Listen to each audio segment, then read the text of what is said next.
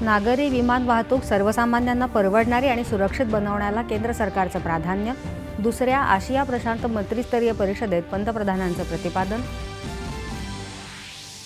मुंबई किनारी मार्ग आणि वांद्रे वरळी सी लिंकला जोडणाऱ्या पुलाचं मुख्यमंत्री आणि उपमुख्यमंत्र्यांच्या हस्ते लोकार्पण।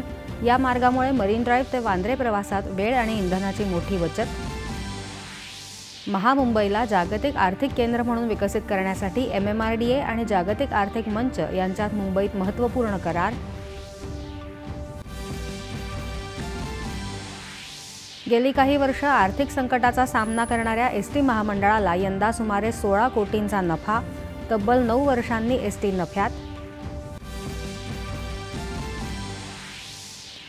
आयुष्मान भारत योजनेअंतर्गत 70 वर्षावरील ज्येष्ठ नागरिकांना सरसकट लाभ देण्याच्या निर्णयाचं मुख्यमंत्र्यांनी केलं स्वागत। राज्यातही जास्तीत जास्त लोकांपर्यंत आरोग्य सेवा पोहोचवण्याचा प्रयत्न। पंतप्रधानांनी सरन्यायाधीशांच्या घरी गणेशोत्सवासाठी जाणं हिंदू परंपरेचा भाग, त्याला विरोधकांनी राजकीय रंग देणं अत्यंत दुर्दैवी, पियुष गोयल यांची टीका। राज्यभरात आज भक्तिमय वातावरणात गौरी गणपतीचं विसर्जन। लाडक्या गणरायाला भावपूर्ण निरोप।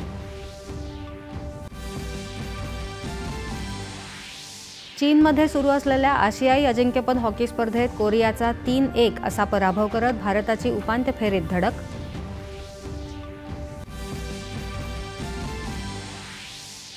पंतप्रधान नरेंद्र मोदी यांनी पॅरालिम्पिक स्पर्धेच्या खेळाडू आणि प्रशिक्षकांशी साधला संवाद। खेळाडूंच्या अद्वितीय कामगिरीचं केलं कौतुक।